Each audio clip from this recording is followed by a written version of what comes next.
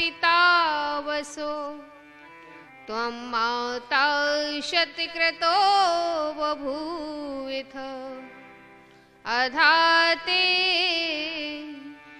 सुन्नमीमहे अधाते सुन्नमीमहे।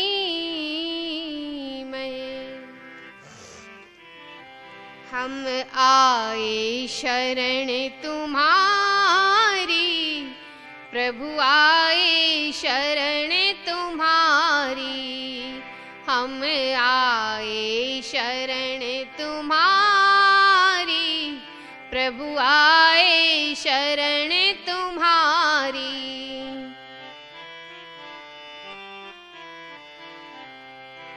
हर कुटिया में अमृत भर दो रोम रोम सब पुलकित कर दो। हर कुटिया में अमृत भर दो रोम रोम सब पुलकित कर दो। तेरे बने पुजारी प्रभु आए शरण तुम्हारी। हम तेरे बने पुजारी प्रभु आए शरण तुम्हारी। हम आए शरण।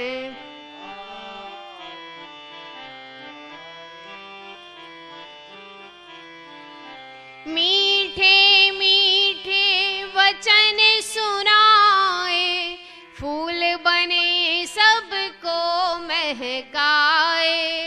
मीठे मीठे वचन सुनाए फूल बने सबको महकाए। तुम सबके हितकारी प्रभु आए शरण तुम्हारी। हम आए शरण तुम्हारी प्रभु आए शरण। भले बुरे हैं तेरे भगवन आशानंद हैं तेरे अर्पण। भले बुरे हैं तेरे भगवन आशानंद हैं तेरे अर्पण। हे दयालु दीन भंडारी प्रभु आए शरण तुम्हारी।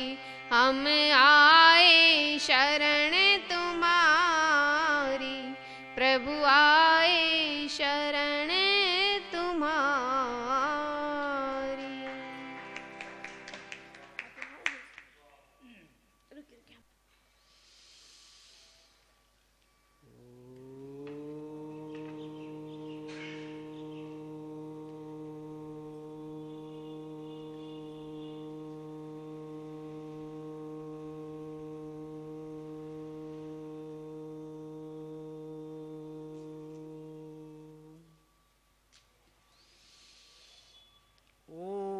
अष्टचक्रा नवद्वारा देवानां पुरोध्या तस्यां हिरण्यकोशः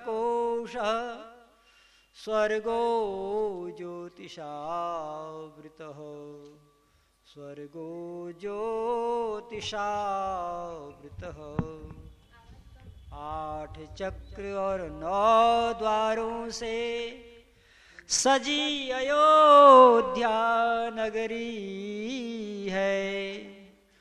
मोक्षशाली बलवान आत्मा प्रभु ज्योति से उभरी है।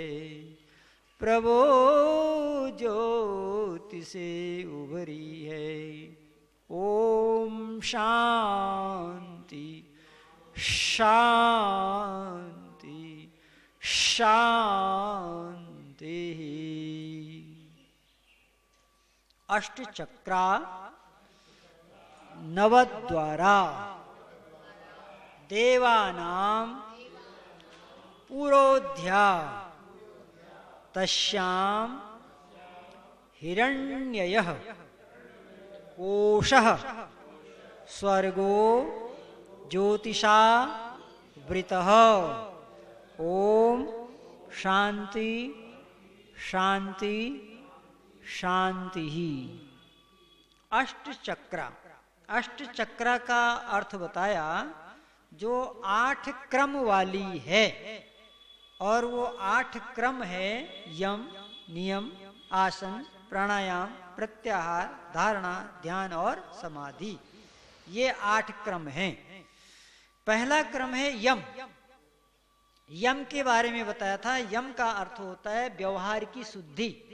जो व्यवहार में हमसे गलतियां होती हैं, अगर हम यम का पालन करेंगे तो व्यवहार में गलतियां नहीं होंगी। उसमें पहला क्या है? अहिंसा। तो अहिंसा का अर्थ बताया हिंसा न करना किसी प्रकार की, अर्थात मानसिक, वाचिक और शारीरिक हिंसा न करना। हिंसा में 2 नियम सदा याद रखें। पहला नियम, छोटी छोटी गलतियों को माफ कर देंगे। अगर कोई छोटी छोटी गलती करता है समाज में, या मेरे प्रति या दूसरे के प्रति, तो छोटी छोटी गलतियों को माफ कर देना चाहिए, क्योंकि माफ जीवात्मा ही कर सकता है, परमात्मा तो माफ नहीं करता। लेकिन जीवात्मा को छोटी छोटी गलतियों को भूल जाना चाहिए, माफ करना चाहिए। ये पहला नियम है। लेकिन जब बड़ी गलती होती है तो फिर माफ नहीं किया जाता, तो वहां हिंसा, वहां अहिंसा का अर्थ बदल जाएगा। वहां अहिंसा का अर्थ ये होगा कि देश, धर्म, जाति और परिवार पर जब संकट आए, उस समय ऐसे आतिताइयों को मारना भी अहिंसा ही कहलाता है। जैसे कि बांग्लादेश, ठीक है, मैं प्रधानमंत्री होता तो अभी तो बांग्लादेश को आर पार कर देता, क्योंकि अत्याचार हो रहा है, आवश्यकता से अधिक अत्याचार हो रहा है। यहां पर शस्त्र उठाने की जरूरत है। अरे मैं छोड़ो, लाल बहादुर शास्त्री प्रधानमंत्री होते ना, अभी तक तहस नहस हो गया होता। ये सब लोग तो राजनीति के चक्कर में पड़े हुए हैं, राजनीति को बनाने में लगे हुए हैं। तो अत्याचार को सहना भी पाप है, अत्याचार कहीं भी हो रहा हो। तो कहते हैं दूसरा नियम यह है कि अगर कोई व्यक्ति समाज, घर, परिवार या राष्ट्र में अपराध कर रहा है तो उसको 4 लोग दंड देने के अधिकारी हैं। कितने लोग? सब नहीं दे सकते, सबको देना भी नहीं चाहिए। पहले अधिकारी है माता। माता दंड दे सकती है अगर पुत्र धर्म के विपरीत चल रहा है तो। दूसरा अधिकारी है पिता, वह भी दंड दे सकता है पुत्र को अगर पुत्र धर्म के रास्ते को छोड़ रहा हो तो। तीसरा अधिकारी है आचार्य, वह भी दंड दे सकता है अगर धर्म के रास्ते पर न चल रहा हो तो। और चौथा अधिकार है न्यायाधीश, जिसे जज कहते हैं। इन चारों को ये पूरा पूरा अधिकार है कि धर्म की रक्षा के लिए अधार्मिक व्यक्तियों को दंड दिया जाए। क्यों? क्योंकि दंडेन रक्षति धर्मम, दंड से ही धर्म की रक्षा होती है।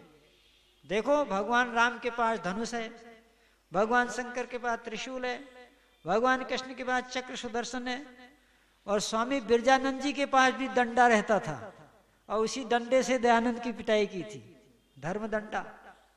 और उसी डंडे की पिटाई से स्वामी दयानंद ने आर्य समाज की स्थापना कर दी। अगर उस दिन बिरजानंद का डंडा नहीं खाया होता स्वामी दयानंद ने, तो आज न स्वामी दयानंद होते, न हम होते, न आप होते। तो दंड में इतनी ताकत है। इसलिए बुद्धिमान लोग दंड ले लेते हैं और मूर्खों को दंड देना पड़ता है। ऐसा में जैसे जो अच्छे बालक होते हैं वो जानते हैं माता पिता हमसे रुष्ट हैं तो लाइन पे आ जाते हैं समझदार लोग, और जो समझदार नहीं होते फिर उन पर दंड चलाना पड़ता है। तो ये अधिकार है। और एक और व्यवस्था है कि माता पिता, आचार्य और न्यायाधीश ने अगर दंड देने में स्वार्थ का प्रयोग किया या आवश्यकता से कम दंड दिया, तो वो जो बचा हुआ दंड है उसको परमात्मा देता है। आ गया समझ में? छोड़ेगा नहीं जो बचा होता। और फिर आगे एक बात और लिखी है, अगर माता पिता, आचार्य और न्यायाधीश ने आवश्यकता से अधिक दंड दे दिया है तो उसको भी परमात्मा दंड देगा, उस पिता को, उस माता को, उस आचार्य को, उस न्यायाधीश को। इतना बड़ा फैसला है परमात्मा का। मेरे दाता के दरबार में सब लोगों का खाता, जिसका जैसा कर्म जगत में वैसा ही फल पाता, मेरे दाता के दरबार में सब लोगों का अच्छी करनी करियर लाला, कर्म न करना काला। लाख नजर से देख रहा है तुझे देखने वाला, सही वही जो जमा खर्च का सही हिसाब लगाता, मेरे दाता के दरबार में सब लोगों का खाता। जिसका जैसा कर्म जगत में वैसा ही फल पाता, मेरे दाता के दरबार में सब लोगों का खाता। प्रभु के पास न कलम है न किताब है, प्रभु के पास न कलम है न किताब है, फिर भी वह रखता सबके कर्मों का हिसाब। ऐसा है परमात्मा। तो इसलिए अहिंसा परमो धर्मः तथैव च हिंसा एव धर्मः। केवल अहिंसा ही परम धर्म नहीं है, आवश्यकता पड़ने पर हिंसा भी परम धर्म कहलाता है। जो इस चीज को समझते हैं वही अहिंसा का सही पालन करते हैं। आज आप दूसरा नियम है सत्य। अहिंसा के बाद क्या आता है? सत्य। अब सत्य क्या है इसको समझने की जरूरत है। तो वेद कहते हैं जो पदार्थ जैसा है उसको वैसा ही बोलना, वैसा ही जानना, वैसा ही मानना और वैसा ही व्यवहार में लाना, इसे सत्य कहते हैं। आ रहा समझ में? संसार में तीन ही पदार्थ हैं। कितने पदार्थ हैं? तीन। ईश्वर, जीव और चौथा कोई पदार्थ नहीं है। तीन पदार्थ हैं।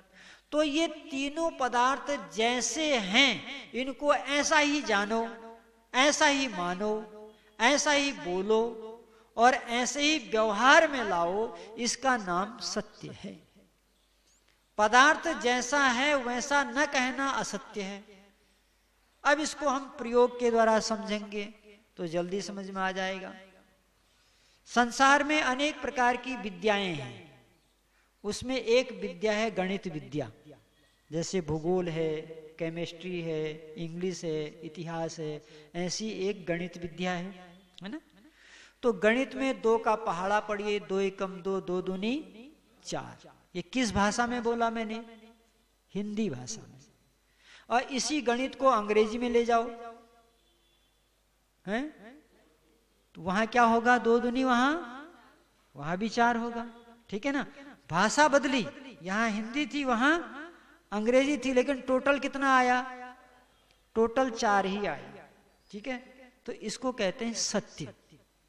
और समझिए 2 स्कूल हैं, एक स्कूल में 2 दूनी 4 पढ़ाया जा रहा है और दूसरी स्कूल में 2 दूनी 6 पढ़ाया जा रहा है, तो क्या होगा? झगड़ा होगा। झगड़ा होगा ना कि साहब हमारे बच्चे को आप 2 दूनी 4 पढ़ाते हो, उनके बच्चों को 2 दूनी 6 पढ़ाते हो। झगड़ा हो जाएगा ना। तो एक गणित जैसी विद्या सारी दुनिया में एक जैसी पढ़ाई जाती है, भले ही भाषाएं अलग अलग हो, टोटल सबका 4 ही होता है। लेकिन धर्म क्या एक जैसा पढ़ाया जाता है? अरे धर्म तो 2000 से भी ज्यादा पढ़ाए जा रहे हैं। जिसके मन में जो आ रहा है वही धर्म हो जा रहा है। सवेरे उठते ही देखो धार्मिक लोगों को देख के बड़ी हंसी आएगी आपको। सड़क पर निकल जाएंगे तो ही बोलेगा सत श्री अकाल, दूसरा बोले जय राधे राधे, तीसरा बोले जय श्री राम, चौथा बोलेगा ओम जी। कितने बना रखे हैं लोगों ने। धर्म के नाम पर आज दुनिया के अंदर झगड़ा हो रहा है और विश्व में सबसे ज्यादा झगड़ा धार्मिक लोगों ने ही पैदा किया है।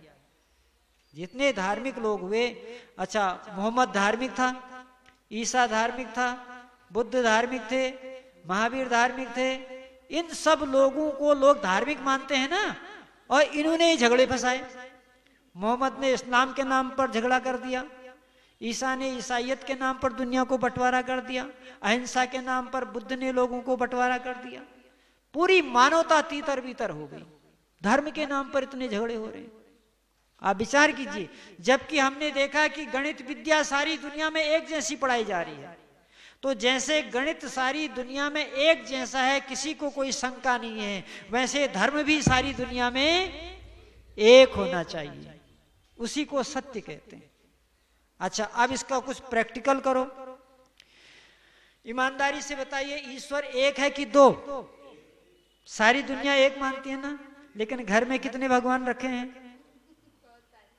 मुंह से तो बोल रहे हैं एक, और घर के अंदर कहीं राम जी, कहीं श्याम जी, कहीं शंकर जी, कहीं दुबे जी, कहीं दुर्गा जी हैं, नए नए भगवान, कहीं आसाराम जी, कहीं राम रहीम जी, नए नए भगवान। मुंह से कह रहे हैं ईश्वर एक है, लेकिन व्यवहार में अनेक, इसी को झूठ बोलते हैं। ये झूठ हो गया।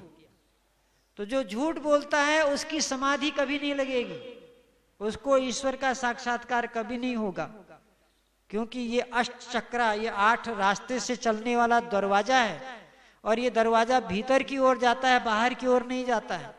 ये अंदर से दरवाजे खुलते हैं जब सत्य का आचरण होगा। अच्छा, थोड़ा और आगे बढ़ते हैं। ये बताओ, ईश्वर एक जगह रहता है कि सब जगह? ईमानदारी से बोल रहे हैं ना, ईश्वर सब जगह रहते हैं ना। अच्छा, जो परमात्मा सब जगह रहता है, क्या उसकी फोटो खींची जा सकती है? तो आज कितने फोटो खींचे भगवानों के, घर घर में भगवानों के फोटो। ये झूलेलाल जी का फोटो है, ये नानक जी का फोटो, ये दयानंद जी का फोटो, ये विवेकानंद जी का फोटो। भगवान के नाम पर कितने फोटो खींचे जा रहे हैं, जबकि अभी आपने कहा है कि जो सब जगह है उसकी फोटो नहीं हो सकती है। तो ये झूठ हमारे जीवन में आ रहा है कि नहीं आ रहा है? आ रहा है। झूठ कई प्रकार से होता है। एक वकील कहता है, साहब अगर झूठ नहीं बोलेंगे तो हमारी वकालत नहीं चलेगी। एक नेता कहता है, झूठ नहीं बोलेंगे तो वोट बैंक नहीं बनेगा। पहले जमाने में लोग झूठ से डरते थे, आज कहते हैं जी चलेगा। अगर बच्चा कहते पिताजी आपने झूठ बोलेगा नहीं, इतना चलता है, इतना चलता है। मैं देखो कितने कितने झूठ बोल रहे हैं। दुकानदार भी धड़ल्ले से कहता है इतना तो चलेगा। हर जगह यही सब समस्या चल रही है। एक घर में एक सज्जन बोले, देखो आचार्य जी आते हैं, उनकी एक आदत है, वो पूछते हैं कि पिताजी ने संध्या की कि नहीं की, तो तुम कह देना की। तो उसको सिखा दिया। उसने आकर के बोला, हमारे पिताजी ऐसे कह रहे थे कि जब आचार्य जी आएंगे पूछेंगे संध्या की नहीं की, तुम कह देना हाँ की, लफड़ा खत्म। आज लफड़ा खत्म करने के लिए लोग झूठ बोल रहे हैं। कदम कदम पर झूठ बोला जा रहा है। और वेद क्या कह रहा है? सत्यम ही प्रतिष्ठम ब्रह्म। परमात्मा सत्य में प्रतिष्ठित है, असत्य में नहीं है। अच्छा, एक बात और बताइए, परमात्मा जब सब जगह है तो फिर ये अयोध्या वाले मथुरा, मथुरा वाले अयोध्या, बनारस वाले काशी, काशी वाले हरिद्वार, कोई सोमनाथ, कोई द्वारिका, ये क्या ढूंढ रहे हैं? जब वह हर जगह है तो जहां पर आप हैं वहां है कि नहीं है? क्यों महेश जी, जहां पर हम हैं वहां है कि नहीं है? तो वहीं आंखें बंद कर लो, वहीं आंखें बंद कर लो, बंद करके अंदर उसका वहीं आनंद लो। क्यों आंख खोल करके दूर दूर? और आंख की भी लीला बड़ी गजब है। व्यक्ति यहां से जाता है अयोध्या रामलला के दर्शन करने के लिए जाता है ना, और जैसे ही रामलला के आगे हाथ जोड़ता है तो आंखें बंद कर लेता है। करता है कि नहीं करता है? आंखें बंद कर लेता है, हो जाती है ना, अपने आप हो जाती है ना। क्यों? क्योंकि अंदर से परमात्मा कहता है, बेवकूफ इतनी दूर आया तो लेकिन मिलेगा बंद करने पर ही। इतना भाड़ा खर्च किया, इतना पैसा खर्च किया, आया, आंखें बंद होगी, यानी अंदर से आवाज आ रही है, मुझको कहां ढूंढे रे बंदे, मैं तो तेरे पास। अच्छा, अब वो जो रामलला हैं वो भी कह रहे होंगे, बड़ा अजीब आदमी है, इतनी दूर से आया मुझे देखने के लिए और आंखें बंद कर लिया। अरे जब मुझे देखना है तो आंख खोलना, आंख क्यों बंद किया है? राम जी भी दुविधा में पड़ गए कि मेरा भगत इतनी दूर से आ तो रहा है, कहीं आंख बंद कर देगा तो मेरा क्या होगा? और लोग अक्सर यही करते हैं। तो ये जो दो तरीके का व्यवहार चल रहा है ना, इससे मनुष्य परमात्मा से दूर हो जा रहा है। इसलिए जब हम यह कहते हैं वो जब सब हर जगह है, तो फिर उसे कहीं ढूंढने की आवश्यकता नहीं है। मिटा ले मैल अरे नादान, मिले मन मंदिर में भगवान। कस्तूरी मृग की नाभि में, मूर्ख ढूंढत बन झाड़ी में। भटक भटक निज देता प्राण, मिटा ले मैल अरे नादान, मिले मन मंदिर में भगवान। ये सत्य है। मन मंदिर में ढूंढना सत्य है और बाहर के मंदिर में ढूंढना असत्य है। और इसी सत्य और असत्य को जो जान लेगा उसी की समाधि लगेगी, बाकी लोग तो रह जाएंगे ऐसे ही, है ना, संसार में इसी तरह से गोते खाते रह जाएंगे। इसलिए आओ, सत्यम ही प्रतिष्ठम ब्रह्म, जो परमात्मा सत्य में प्रतिष्ठा है, संकल्प करो हम सत्य ही बोले। अच्छा देखो, सत्यार्थ प्रकाश में स्वामी जी ने लिखा है, प्रत्येक गृहस्थी को प्रतिदिन प्रातः काल और सायंकाल 1 घंटा नेत्र बंद करके ईश्वर का ध्यान लगाना चाहिए। ये स्वामी जी ने सत्यार्थ प्रकाश में लिखा है। बोलो सही लिखा है कि गलत लिखा है? पक्का? अच्छा तो करते हैं? हाँ, आधा करते हैं ना, यानी 50 मार्क ले आए आप, 50 मार्क ले आए हैं, खुश हैं, लेकिन 50 में खुश मत, 100 में से 100 लाइए, ठीक है? 100 में से 100 लाना पड़ेगा, तब का मोक्ष 100 में से 100 में होगा। अगर 50 में रह जाएंगे तो फिर आना पड़ेगा, फिर अनार, A for apple, B for boy, फिर पढ़ना पड़ेगा, फिर माता पिताजी डांट डांट के स्कूल भेजेंगे। तो वो सही है कि 100 ला करके सीधे पार हो जाओ, 100 ला के सीधे पार हो जाओ। तो सत्यम, उसके लिए सत्य का आचरण करें। आज का प्रसंग यहीं पर समाप्त होता है। बहुत बहुत धन्यवाद। ओम द्यौ शांति अंतरिक्षम शांति पृथ्वी शांतिरापः शांतिरौषधय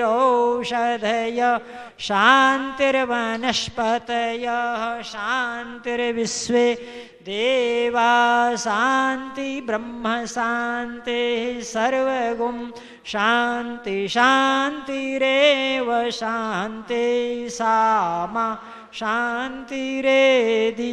ओम शांति शांति शांति। अच्छा, जिस दिन जो नए लोग आते हैं ना, उनके लिए ताली बजानी चाहिए। आज वैद्य जी और महेश जी के लिए ताली बजाइए। हाँ, जो नए लोग आ रहे हैं, जो बोले सो भाई वैदिक धर्म की, सत्य सनातन वैदिक धर्म की, महर्षि देव दयानंद की, गुरुवर ब्रजानंद की, भगवान राम की, भगवान कृष्ण की, आर्य समाज, वेद की ज्योति, ओम का झंडा, वैदिक ध्वनि।